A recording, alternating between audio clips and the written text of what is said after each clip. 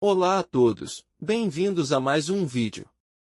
Sou o narrador e, hoje, falarei sobre o período de meia-vida, também conhecido como período de semidesintegração, que é utilizado em diversos campos, como química, geologia e medicina. Para abordar esse assunto, precisamos entender radiação e decaimento. A radiação é um processo em que a energia se propaga através do espaço ou de um meio material, na forma de ondas ou partículas. Ela pode ser emitida naturalmente por objetos, como o Sol ou outros corpos quentes, ou artificialmente, em dispositivos como lâmpadas ou reatores nucleares. A desintegração não é a extinção de um átomo, mas sim a emissão de uma radiação, transformando o átomo em um novo elemento, até que ele deixe de ser radioativo. Existem três tipos de decaimento, alfa. Um exemplo é o urânio-238, que se transforma em urânio-234. Beta. Um exemplo é o carbono-14, que se transforma em nitrogênio-14 e é usado na datação de objetos orgânicos. Gama. É apenas a emissão de alta energia, mas sem mudança na constituição do núcleo. Voltando ao assunto principal, o período de meia-vida é o tempo necessário para que a atividade de um material radioativo diminua em 50%. Esse tempo pode variar de segundos até bilhões de anos. Os períodos de meia-vida dos elementos são variados. O urânio-238 possui 4,5 bilhões de anos, o carbono-14, 5.730 anos, o césio-137, 30 anos, o tório-232, 14 bilhões de anos, e o polônio-209, 103 anos. Agora que entendemos o que é meia-vida, vamos avançar para a fórmula que nos ajuda a calcular esse período. Essa fórmula varia conforme o tipo de decaimento que estamos tratando. No caso do decaimento radioativo e de reações químicas de primeira ordem, temos um comportamento de decaimento exponencial. Aqui é importante trazer o conceito de ordem de reação, que faz parte da cinética química. A ordem de uma reação indica como a velocidade dessa reação depende das concentrações dos reagentes. Em outras palavras, ela nos mostra até que ponto cada reagente influencia a rapidez com que uma reação ocorre. A ordem de reação mais usada para explicar a meia-vida é a de primeira ordem. Em uma reação de primeira ordem, a velocidade da reação é proporcional à concentração de um reagente.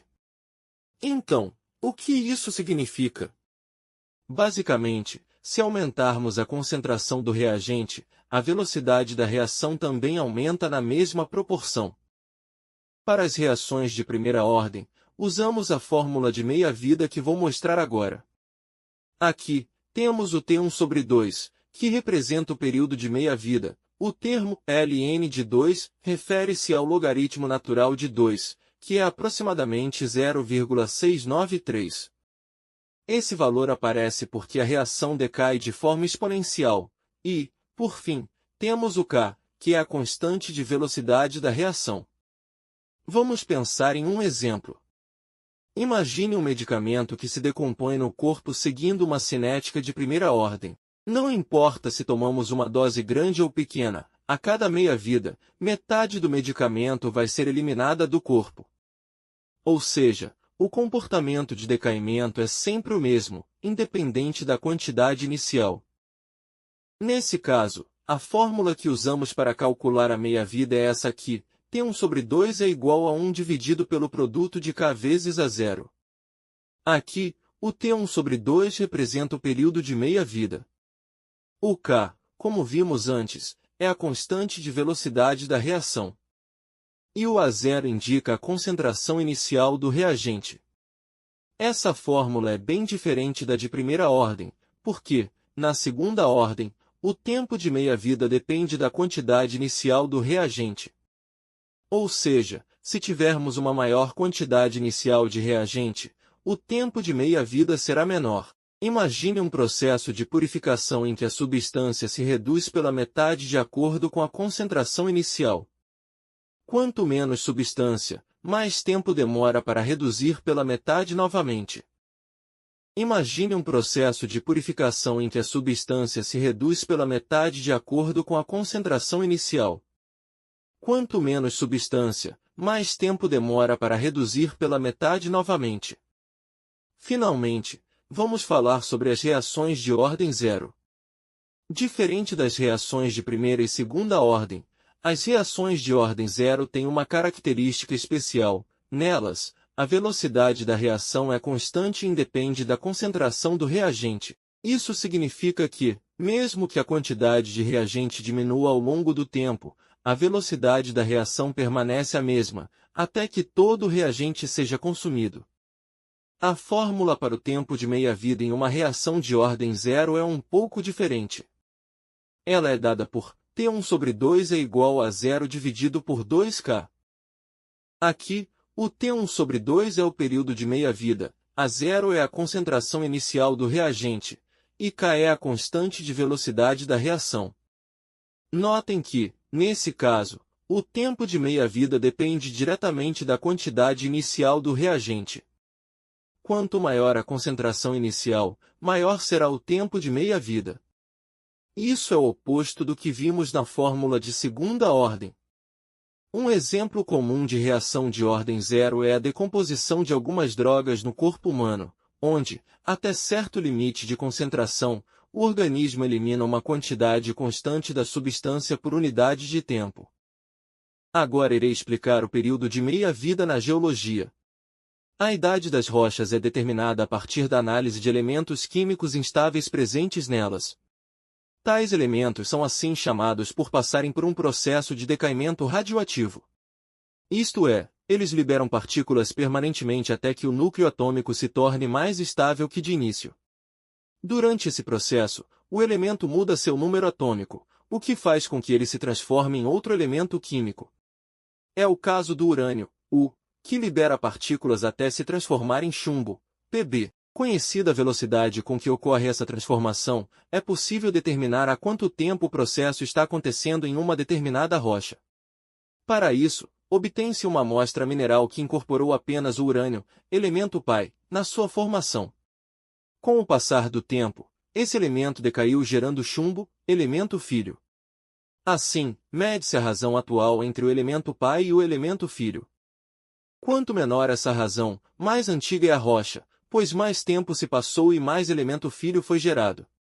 Desse modo, chegamos à idade absoluta da rocha. Na datação, utilizasse o conceito de meia-vida, que é o tempo que metade de um elemento precisa para se transformar em outro.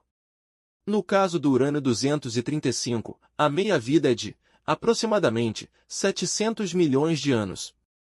Já no urânio 238, são necessários 4,5 bilhões de anos para que metade do elemento se transforme em chumbo. O método urânio-chumbo é o mais utilizado para determinar quantos anos tem uma rocha, e, por sinal, é usado para conhecer a idade da Terra. Agora irei explicar como o carbono 14 é usado para datar rochas antigas e compreender o tempo geológico. Todo ser vivo tem em sua constituição partículas de carbono. Dentre as partículas do carbono existe uma partícula específica que nos possibilita datar com relativa exatidão em que época tais seres viveram.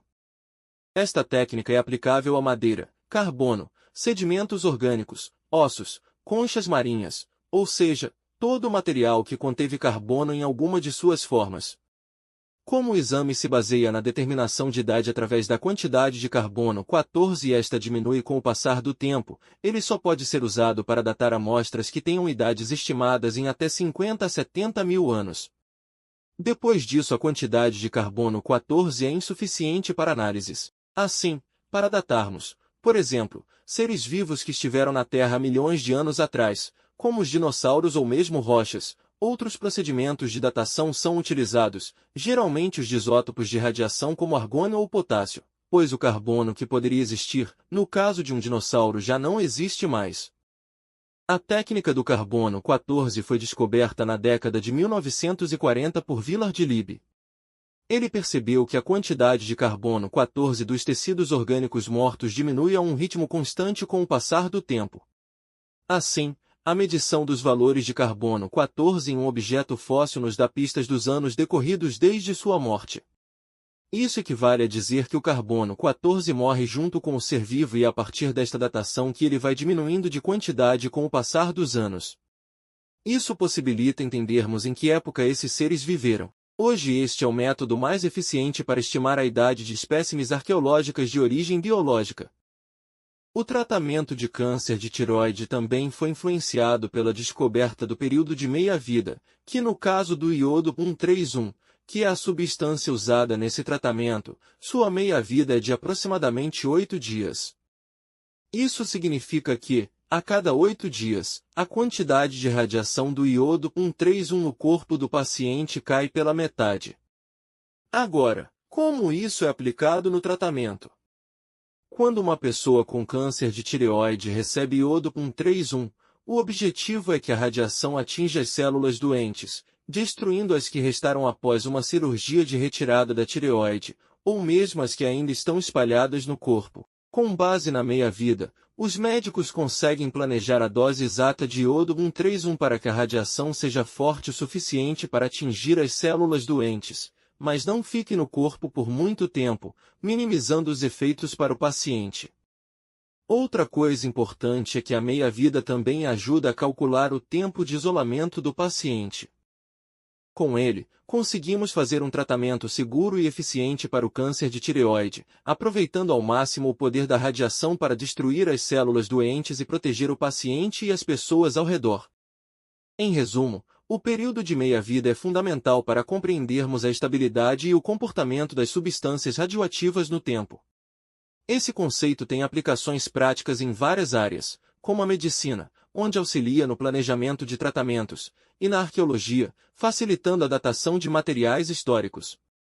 Entender o período de meia-vida nos permite fazer previsões importantes e seguras sobre a durabilidade e o impacto das substâncias radioativas em nosso ambiente e em nossas vidas. Quero deixar aqui meu agradecimento ao professor Marcão por tudo ensinado em sala de aula. Obrigado também a todos que assistiram ao vídeo.